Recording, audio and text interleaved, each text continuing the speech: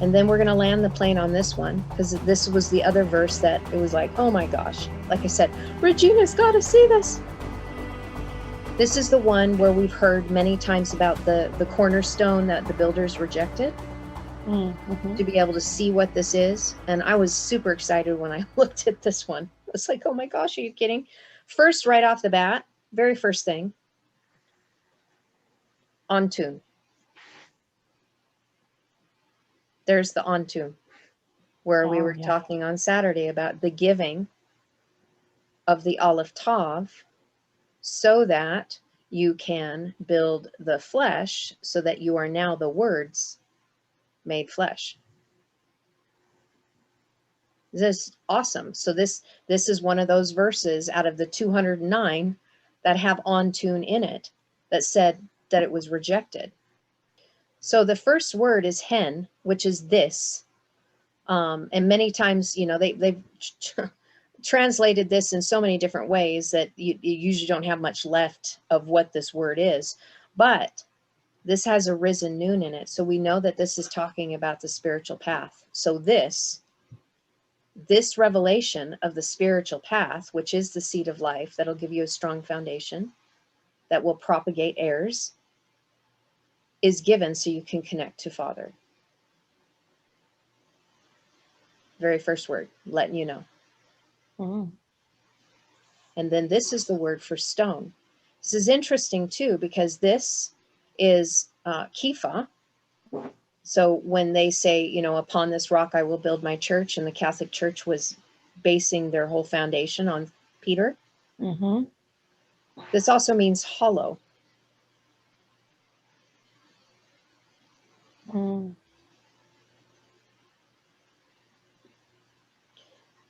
So I'm not saying that this is saying that it's hollow. I'm just saying that it's a rock that needs to be filled up.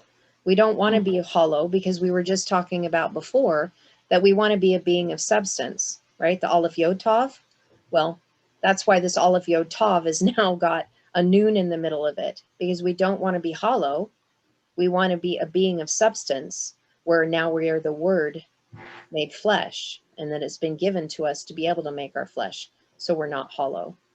And usually, like when you see something that is negative in a word, it will tell you exactly what you need to fix it. That's what's so beautiful about this language.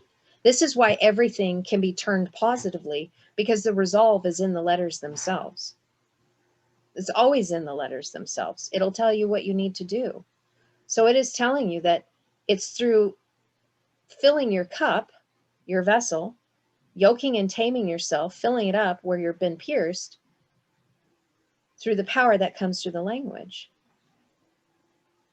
And then we have the Aleph of mother. We have the Aleph of father, because this is the pattern of the cherubim, right? Going through the pieces of mother and father that are divided. But what connects them? The pay, the language. So that is the resolve of being empty and hollow in becoming a rock that is filled. This is the word here that we have for rejected. So despise and reject is a Semek Lamed Aleph. We're going to dig a little deeper here. I always like to go a little deeper. I think it's important for us to do that. And we'll see what Jastro says. So to cut chips, to trim, a flour sifter, a fancy baker, or sifted fine flour. That's what they're connecting it to. Sifted as fine flour. Rejected. So the root is right there. I'm thinking, I'm processing here.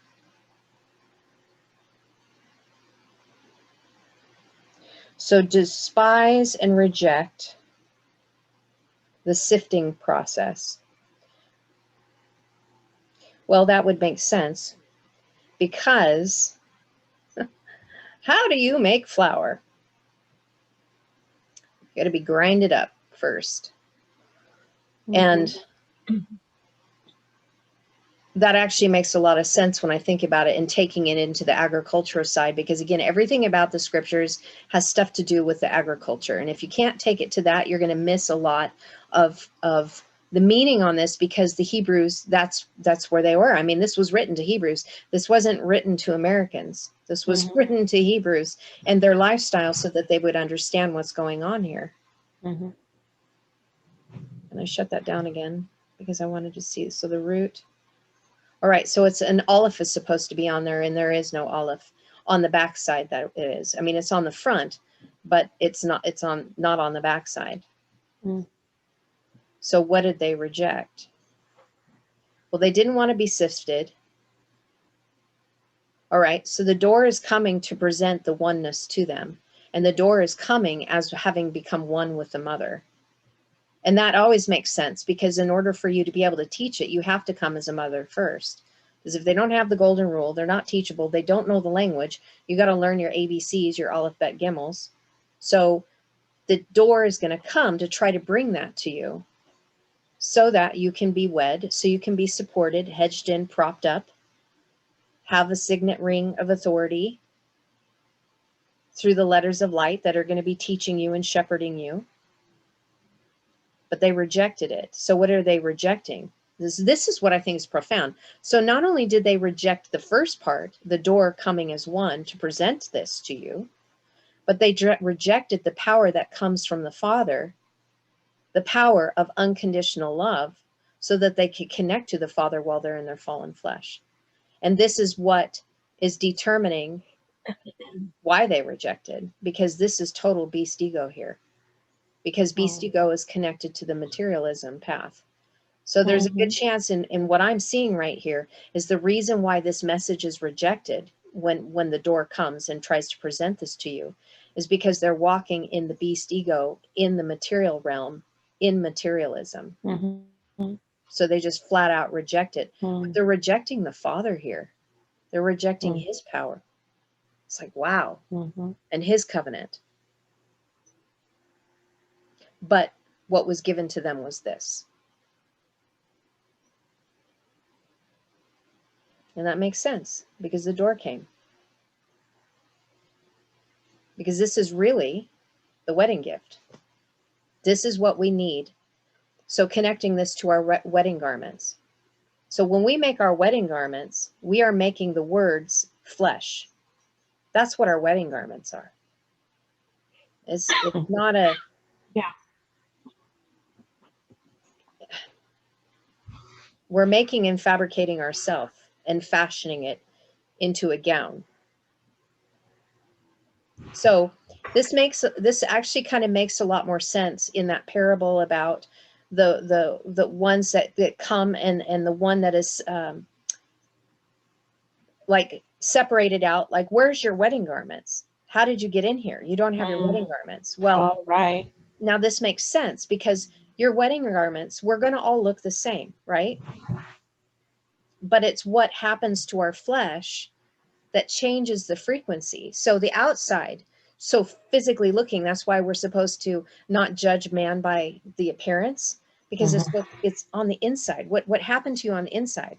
And this is the wedding gift to get ourselves ready for our wedding garment, which is a changed vehicle. Our flesh changes as a being of substance, because what's going to happen? The ones that don't are going to be hollow. They're not going to be a being of substance. So the rock was given to fill them up. Here, I'm giving this to you, the teachings of the mother and father through the sacred language, but now you need to be a being of substance. Because this literally is the blueprint. I'm giving you what you need to make your garments ready, so that you can build. This is the builders rejected. Bania, Banai, Aleph. Well, so what are they building? They're supposed to be building the oneness principle, which is exactly what the bride is supposed to be doing, so that she can be unified as one. Makes sense. If you want to get married and it says the two shall become one, well, this is how you could get yourself ready. So you're building yourself in the oneness principle, so when it comes to the wedding day, the two can be joined into one. The 222 process, the spiritual path that gives you the power by going inwardly to deliver yourself of the beast nature, because that's where the revelation lies, is within, to be one. Digging deeper, we got a couple more letters to go. All right. So it's he, it was, be, was, turn. The two little words I've got highlighted there. And so the first word should be a hey vav. So this is a vav hey vav. And then the second word is as written. There's no change in it. So what we're seeing in this portion here as a hey vav, now we have the vav in front, means you're connected to mother in humility.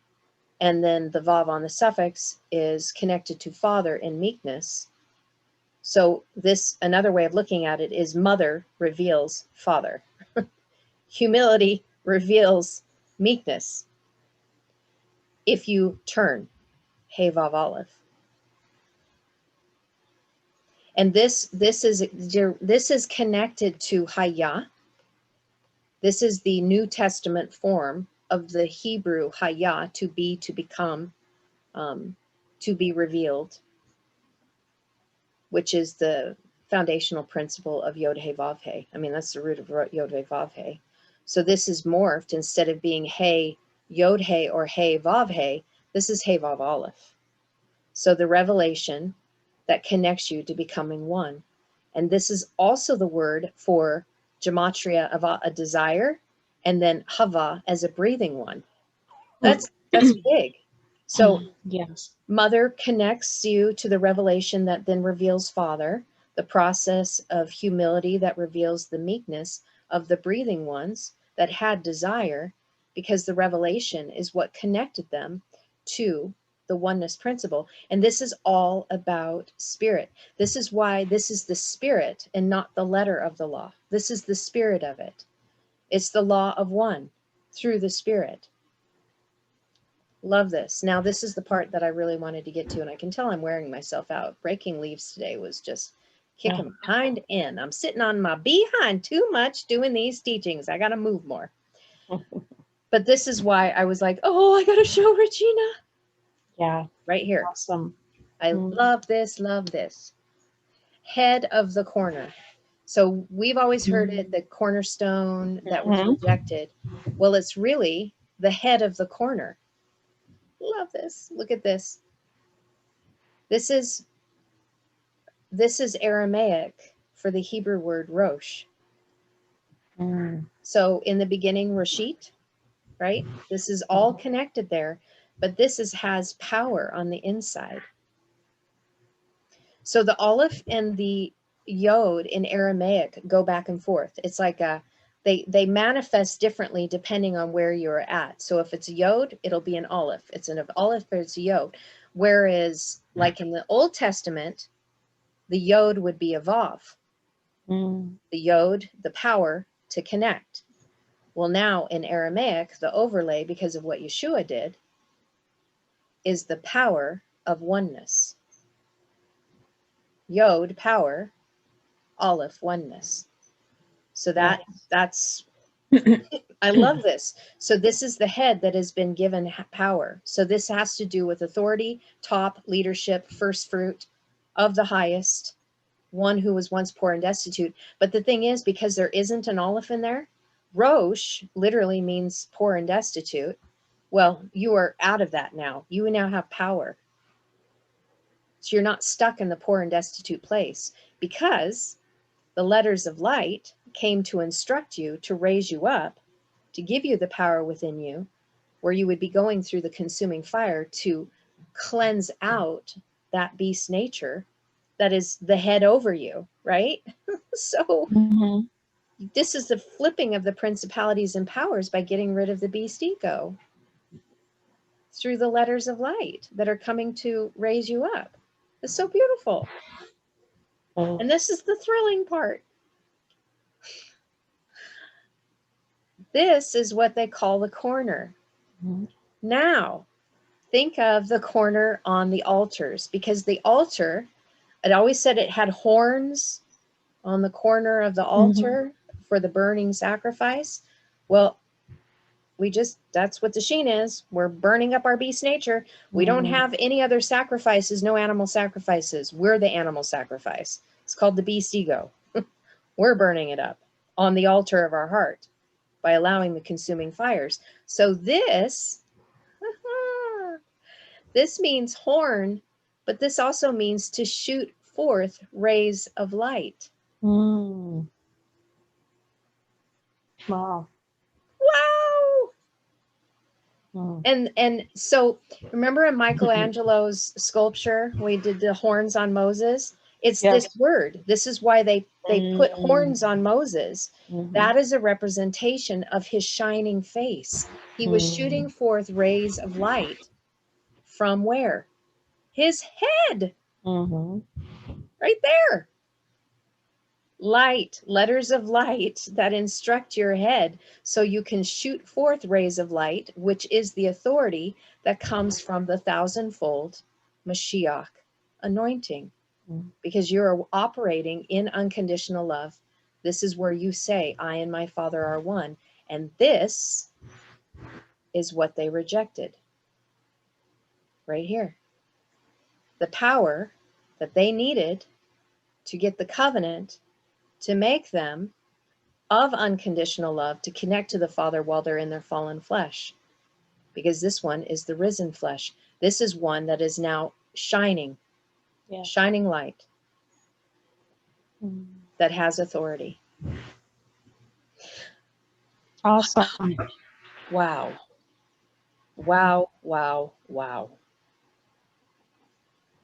So anyone who rejects this process is rejecting the ability to become a shining light, to be a light being, to be just like Moshe and just like Yeshua, right? Because of the transfiguration, because that did happen. I just looked at that the other day. And we are given everything that we need in order to do it, to make ourselves ready. This is what is setting apart those who are of the wedding and those who are not. The wedding guests versus those who are the bride that has made herself ready. Because in the New Testament, Jerusalem is spelled Le or Shalom, Lamed or Shalom. The teachers of light, the instruction from the letters of light, and then the word or, literally meaning light, Aleph Avresh, so the oneness that has been connected within their heart, raising them up to be a first fruit, Shalom, in the way of completion, where they're now safe in mind, body, and estate, and have peace. These are those who have come as the lights unto the world. And this is telling us right here. And really, that is so weird. This is also having to do with the capstone. Well, that's what I was going to say. There's probably a lot of analogies you can use for the corner. Well, yeah, and well, that's they translate it as corner, but so if you even take a look at the process of which they did in the English translation, right? This is the stone which the builders rejected, the head of the corner. Well, the capstone, headstone, cornerstone, it's all synonymous because this is the word that they use for stone, but this is one that is hollow, right? That needs to be filled up. So this over here is the headstone. So we got the stone here and we have the head. So this is the top of our pyramid, the pyramid shape of our temple that creates the toroidal field. There's a reason why they don't want us to know the shape of the physical body of what is being built as the temple, because that shape is what literally creates, with the degree angles of the corners, is what creates that toroidal field that spins upward of light. Well, this is telling us right here, this is the headstone of light. This is the activation of our pyramid into a vessel of light that they rejected. Yeah. Wow. So the people that don't want to receive the language, for whatever reason it is, either their vibration isn't hard enough, or they think it's doctrine of demons, or they think that Yeshua, that he came and his language is of spirit, so they don't need to study the word. It's the spirit of the language that gives you the frequency and the blueprint. It's not the lesser of the English narrative that strips us of all power, because really the English Bible is the beast religious system.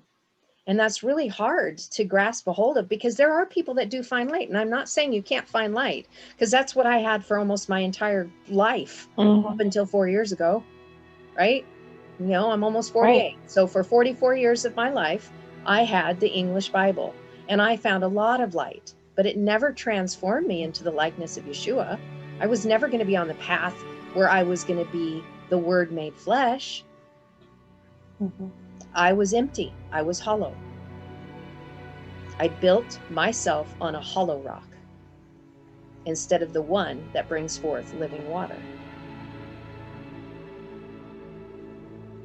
Yeah, me too. Yeah. But it's changing. And that's what we're seeing. Yay! Yes. The age of light and love. Hence why the language is being revealed right now, so that we can all be beings of substance. Yes. Message of hope. That's right. That's right.